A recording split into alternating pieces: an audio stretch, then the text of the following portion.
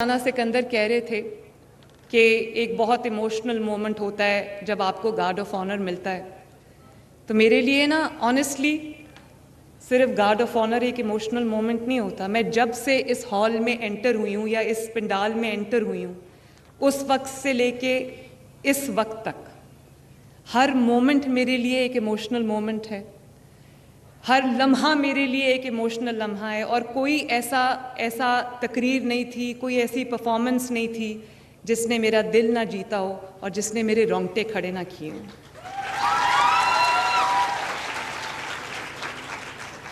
और सबसे emotional moment पता है क्या था आज मेरे लिए? सबसे इमोशनल मोमेंट ये था जब मुजफ्फरगढ़ के उस बच्चे ने मुझे माँ कहा।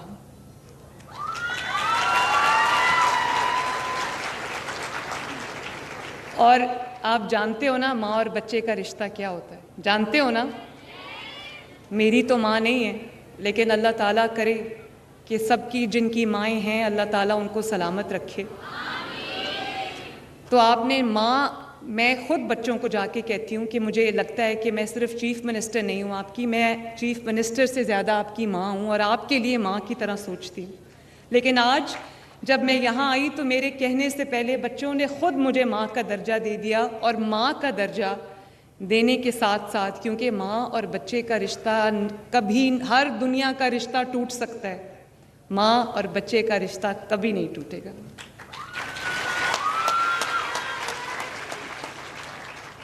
क्योंकि ये एक रिश्ता नहीं है सिर्फ, ये एक वादा है, एक ट्रस्ट है जिसको मैं भी कभी नहीं तोड़ूंगी और इंशाअल्लाह मुझे पता है कि आप भी कभी नहीं तोड़ोगे।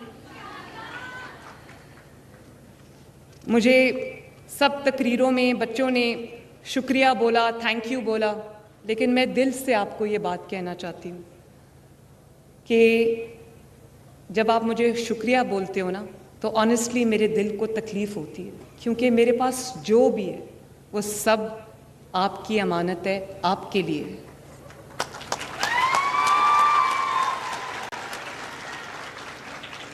और ये वो स्कॉलरशिप है जो मैंने आपको नहीं दिया, ये वो स्कॉलरशिप है जो आपने अपनी मेहनत के साथ, दिन रात की मेहनत के साथ, अपनी कमिटमेंट के साथ, अपनी एलिजिबिलिटी के साथ आपने ये अर्न किया है। ये मैंने आपको नहीं दिया, ये आपका हक था जो आज आप यहाँ से लेके जा रहे हो। और सर उठा के ये स्कॉलरशिप लेना, सर उठा के लोगों को बताना कि हमने ज़िंदगी में इतनी मेहनत की है, अपने माँ बाप का सर फ़ख्र से बुलंद किया है, अपने सूबे का, अपने मुल्क का सर फ़ख्र से बुलंद किया है, और ये स्कॉलरशिप हमारी मेहनत का वो समर है जो आज हमें मिला है। तो मैं सब बेटों को, सब बेटियों को जिनको आज होनहार स्कॉलरशिप मिला है, मैं दिल की गहराइयों से आपको मुबारकबाद देती हूँ, आपको शाबाश देती हूँ। Very well done. आपके माँ बाप को मुबारक हो, आपके घर वालों को मुबारक हो, और हर बच्चा अपने वालिदैन को मेरी तरफ से जाके मुबारकबाद देना ना भूले।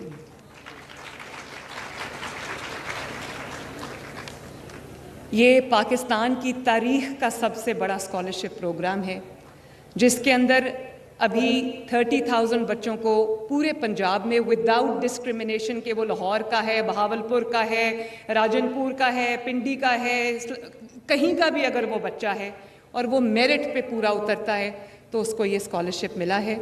और कोई बच्चा यहाँ खड़ा होकर मुझे ये नहीं कह सकता कि ये स्कॉलरशिप किसी एक बच्चे को भी मेरिट की वायलेशन पे मिला है।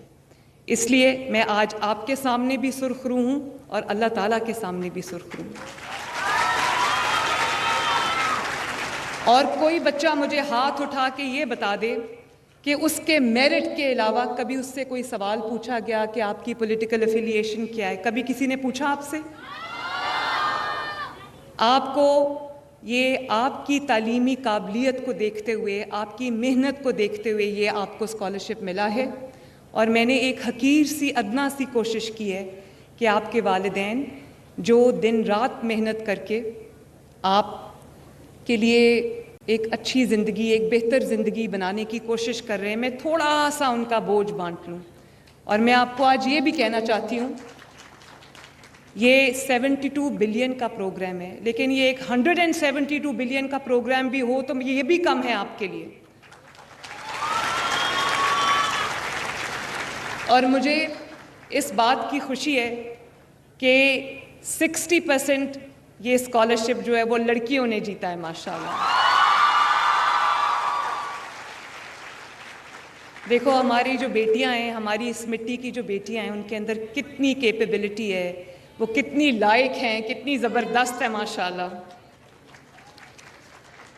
अच्छा, मुझे ये बताओ कि ख्वाजा फरीद यूनिवर्सिटी के कितने बच्चे यहाँ बैठे हैं?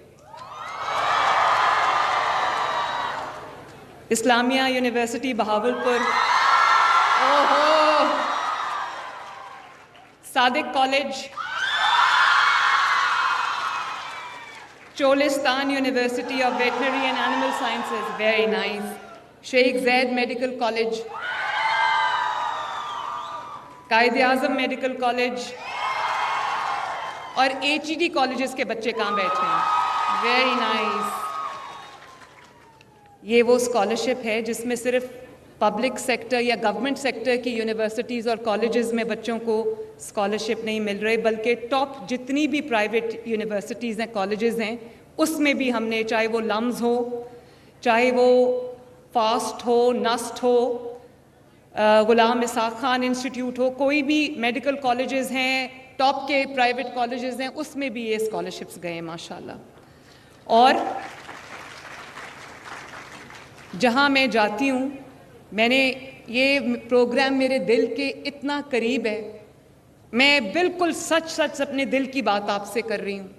ये प्रोग्राम मेरे दिल के इतना करीब है कि मैंने पूरा मंथ ऑफ जनवरी का जो महीना है, मैंने पूरा का पूरा स्टूडेंट स्कॉलरशिप्स के लिए डेडिकेट किया है।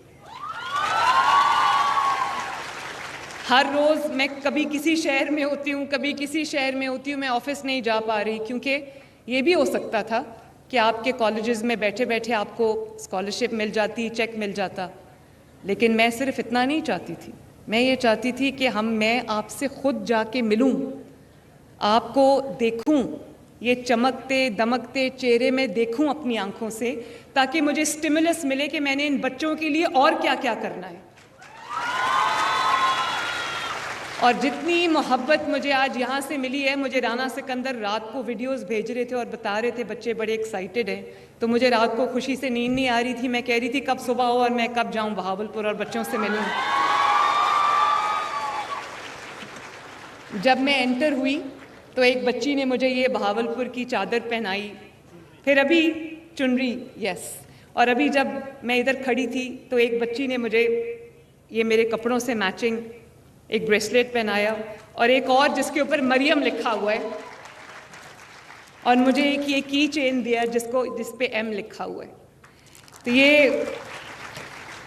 ये मोहब्बतें मैं आज यहाँ से समेट के जा रही हूँ और बहुत खुश होकर यहाँ से जा रही हूँ।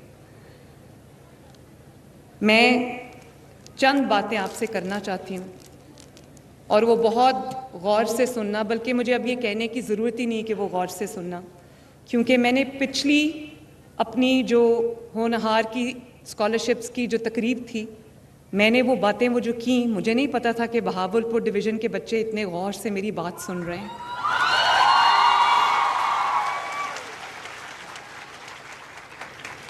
मैंने सिर्फ उस चीज़ को एम्फसाइज़ करने के लिए, ये जो मिली नगमा है, ये वतन तुम्हारा है, तुम हो पासबां इसके, मैं जब भी ये सुनती हूँ, मैं अपने वतन के लिए मेरी जो मोहब्बत है, कमिटमेंट है, वो और ज़्यादा हो जाती है। ये बहुत मिली नगमे, बहुत बहुत प्यारे मिली नगमे, लेकिन ये मेरा फेवरेट है, क्योंकि सिर्फ ये मिली नगमा नहीं है, इसके हर एक लफ्ज़ में हम सब के लिए एक मैसेज है, और ख़ुसूसन नौजवानों के लिए एक मैसेज है। तो मैं पिछली दफ़ा मैंने वो मिली नगमा बच्चों के साथ जाके मैंने पढ़ा, और मैंने कहा कि आप इसके पासबान हो और इस मुल्क की बागडोर आप लोगों ने संभालनी है। तो आज मेरी खुशी की कोई इंतहा नहीं रही। It was a very very pleasant surprise for me जब आज मैंने देखा कि बच्चों ने उसका एक वर्जन खुद बना लिया जिसमें उन्होंने खुद मेरे साथ और इस मिट्टी के साथ एक वादा कर लिया, इस वतन के साथ एक वादा कर लिया कि ये वतन हमारा है, हम हैं पासबां इसके। बहुत अच्छा लगा मुझे। You made my day today, thank you very much.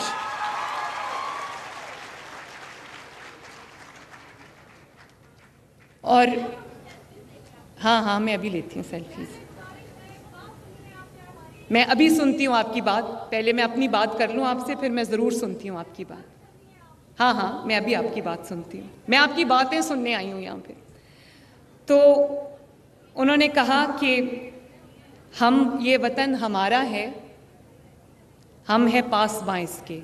आप लोग ये वादा करते हो ना मेरे साथ कि आप इस वतन को अपना सब कुछ समझोगे और आप इसके पासबान बनोगे ना? इस वतन का झंडा नीचे नहीं होने दोगे, नहीं गिरने दोगे। और जब कोई कहता है कि मैं पासबान हूँ इस मुल्क का, जब कोई पासबान बन जाता है तो कोई पासबान कभी ये नहीं कर सकता कि किसी के बहकावे में आके मुल्क को आग लगा दे। कोई पासबान कभी ये नहीं कर सकता कि किसी के सियासी बहकावे में आके अपने मुल्क पे हमला कर दे। कोई पासबान ये कभी नहीं कर सकता कि एक सूबे से दूसरे सूबे पे, अपने ही मुल्क के दूसरे सूबे पे हमला कर दे। कोई पासबान ये कभी नहीं कर सकता कि वो जो मेट्रो बस और जो ऑरेंज लाइन आपके लिए बनी है वो उसके स्टेशंस को आग लगा दे।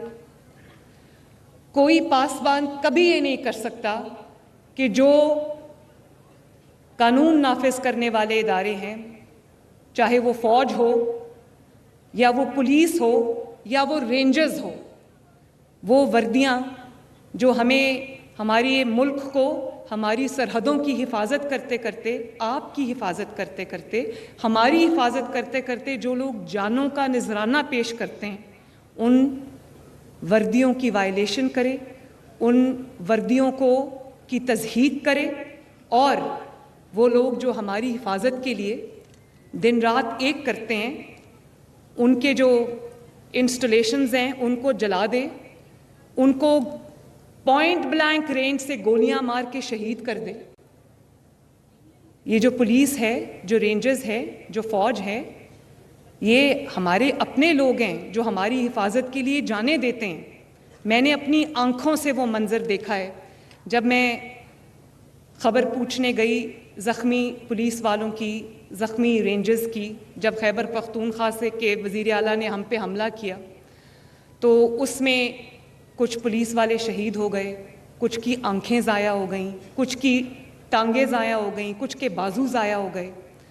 तो मैं जब गई तो मैंने उनको कहा कि ये सब के सरों पे क्यों पट्टियाँ बंधी हुई? तो उन्होंने कहा कि सब के लाइन में लेटे हुए थे, सब पुलिस के जो जवान हैं, रेंजर्स के जो जवान हैं। तो मैंने कहा इनकी सरों पे क्या हुआ है? यहाँ तक पट्टियाँ बंधी हुई थी। तो उन्होंने कहा कि कीलों वाले डंडे मार मार के उनकी खोपड़ियाँ तोड़ी हुई हैं, उनके स्कल फ्रैक्चर किए हुए हैं। पुलिस में लाख कमी हो सकती है, लेकिन जब आपको कभी कोई मुश्किल दरपेश आती है तो आप पुलिस ही आपकी मदद के लिए आती है।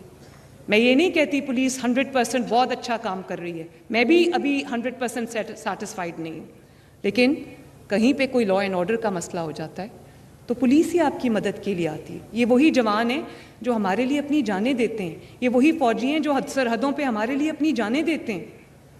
तो मैं तो माँ हूँ, मैं तो कभी अपने बच्चों को ये नहीं कह सकती कि बाहर निकलो और घेराव करो और जला दो और लोगों को आवाज़ें कसो, ख़वातीन को आवाज़ें कसो। मेरे बच्चों, ये मैं आपको कभी नहीं कह सकती और ना कभी कहूँगी और ना आपने ये कभी करना है। अल्लाह ताला ने आपको अकल दी है, अल्लाह ताला ने आपको समझ दी है।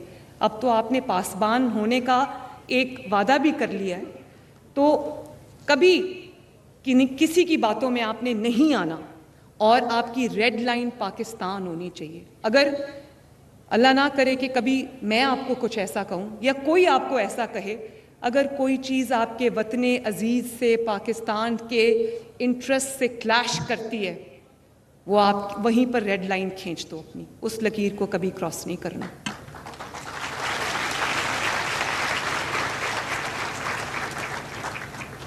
और ये कोई अचानक नहीं हो जाता कि आखिरी दफ़ा 2018 में जब नवाज शरीफ साहब की हुकूमत थी तो उस वक्त स्टॉक मार्केट जो है वो 55,000 का रिकॉर्ड उसने तोड़ा। आज फिर नवाज शरीफ साहब की मुस्लिम लीग नून की हुकूमत है, 1,18,000 पे स्टॉक मार्केट चली गई। लास्ट नवाज शरीफ साहब की हुकूमत थी जब महंगाई सिंगल डिजिट में थी। आज नवाज शरीफ साहब की हुकूमत है और 38% से महंगाई 4 और 5% पे आई है।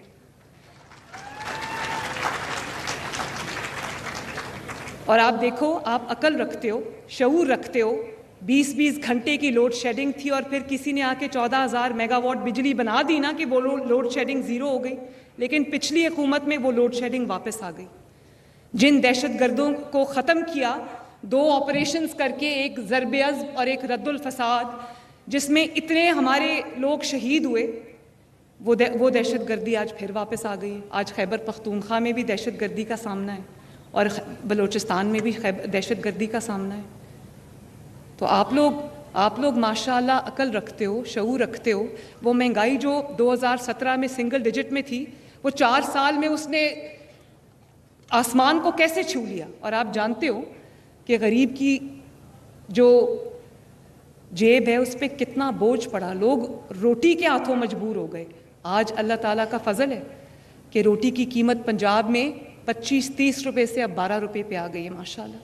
और आटा जो है वो सस्ता हुआ है।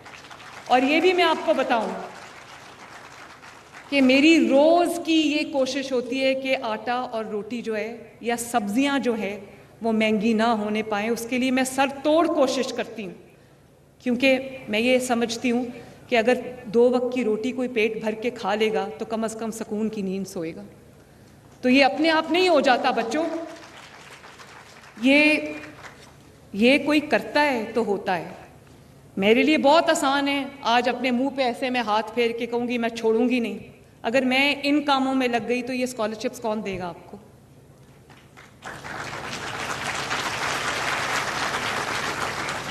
अगर मैं भी लश्कर लेके किसी खुदा न खास्ता सिर्फ आपको समझाने के लिए एक बात कर रही हूँ, आज मैं भी, क्योंकि पाकिस्तान तो मेरा है, इसका हर चप्पा चप्पा, ज़र्रा ज़र्रा, हर सूबा मेरा है। मैं पहले पाकिस्तानी हूँ फिर पंजाबी हूँ। तो अगर आज मैं भी ये कहूँ कि मैं लश्कर तैयार करके तो मैं किसी दूसरे सूबे पे खुदा न खास्ता हमला कर दूँ, तो फिर आपके लिए लैपटॉप्स कौन लेके आएगा? आपके लिए अपना घर, अपनी छत की तामीर कौन करेगा? अगर मैं भी मुंह पे हाथ फेर के कहूँ कि मैं तुम्हारा एसी उतरवा दूंगी, तुम्हारा हीटर उतरवा दूंगी, तुम्हारा पंखा बंद करा दूंगी, तो फिर आपके गली और मोहल्लों की सफाई कौन कराएगा?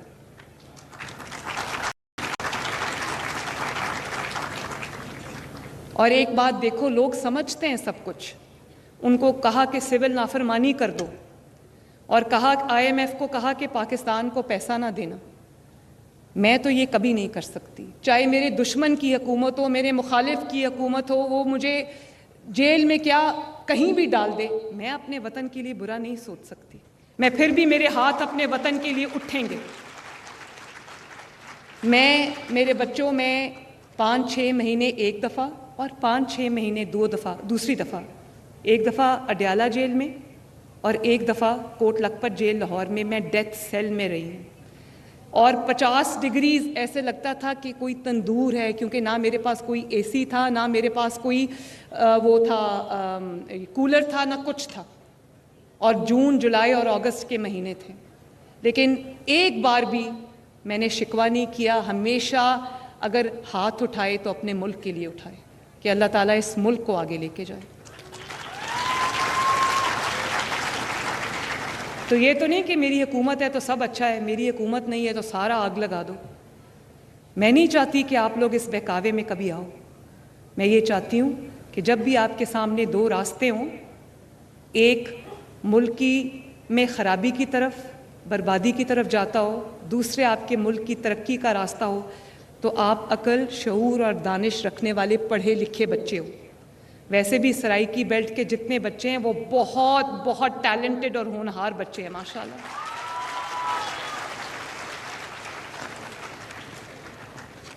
तो मैं ये समझती हूँ कि लोग कहते हैं नैरेटिव बनाना बड़ा, एक बयानिया बनाना बड़ा, भाई ये बयानिया बनाना कि वो चोर है, वो चोर है, उसको उसकी पगड़ी उछाल दो, उस पर इल्ज़ाम लगा दो, वहाँ पर पुलिस वालों को गोली मार दो, उनको शहीद कर दो, आग लगा दो, हमला कर दो। ये क्या बयानिया होता है? ये बयानिया वो बनाते हैं जिन्होंने कोई काम नहीं किया होता। मैं आपकी माँ हूँ, आपकी चीफ मिनिस्टर हूँ, अपनी 10 महीने की कारकर्दगी लेके आपके सामने आज खड़ी हूँ। और ये भी मैं आपको बताऊं, सामने सामने जितनी भी लड़ाई करें, दूसरे सूबे कॉल्स करके हमसे हमारी स्कीम्स मांगते हैं कि हमें भी दिखाओ। ये स्कॉलरशिप स्कीम भी मांगी एक सूबे ने हमसे, तो मैंने तो दे दी। मैंने कहा जितने बच्चों को स्कॉलरशिप मिले, चाहे वो सिंधी हो, बलोची हो या खैबर पख्तूनख्वा को, जितनों को स्कॉलरशिप मिलेंगे वो मेरे ही बच्चे हैं, वो पाकिस्तानी हैं सब बच्चे, तो मैंने तो दे दी। हज़ारों लोगों के घर बन रहे हैं, जल्दी लाखों लोगों के घर बनने लगेंगे इंशाल्लाह। आपके गलियों की, मोहल्लों की सफाई हो रही है। आपके लिए अब मैं बहुत जल्द लैपटॉप्स लेकर आ रही हूँ इंशाल्लाह ताला, क्योंकि मुझे अंदाज़ा है कि आपको पढ़ाई के लिए आपको लैपटॉप की ज़रूरत है, अपनी असाइनमेंट्स के लिए, अपनी रिसर्च के लिए आपको लैपटॉप्स की ज़रूरत है। तो आपको पता है कि पहली शिपमेंट लैपटॉप्स की आ चुकी है। इंशाल्लाह ताला बहुत जल्दी मैं आपके पास लैपटॉप्स लेके आ रही हूँ। और अगले साल मेरा इरादा है कि 1 लाख बच्चों को 100% फ्री जो है मैं इलेक्ट्रिक बाइक्स दूँ इंशाल्लाह ताला। और 27 इलेक्ट्रिक बसेस कल कराची पोर्ट पे पहुंच गई हैं, बहुत जल्दी पंजाब में आ जाएंगी। 500 बसेस का ऑर्डर चला गया हुआ है, वो बन रही हैं माशाल्लाह।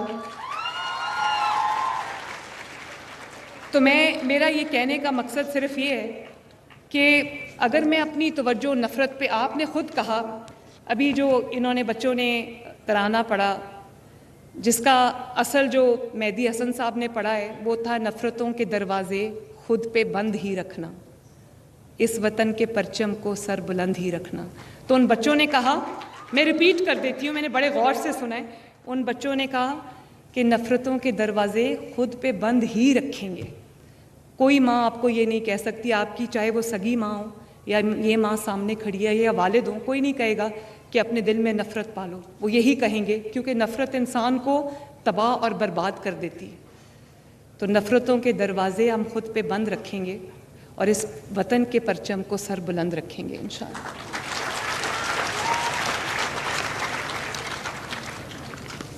लैपटॉप्स भी आएंगे इंशाअल्लाह। और एक और ऐलान करके जा रही हूँ, मुझे बहुत जगहों से ये मैसेजेस आए हैं, यूनिवर्सिटीज़ से, कॉलेजेस से, कि आपने फ़र्स्ट ईयर में दाखिला लेने वालों को आपने स्कॉलरशिप दिया है, तो जो सेकेंड ईयर में पढ़ रहे हैं, जो थर्ड ईयर में पढ़ रहे हैं, वो भी बहुत डिज़र्विंग बच्चे हैं, उनको भी स्कॉलरशिप्स मिलने चाहिए।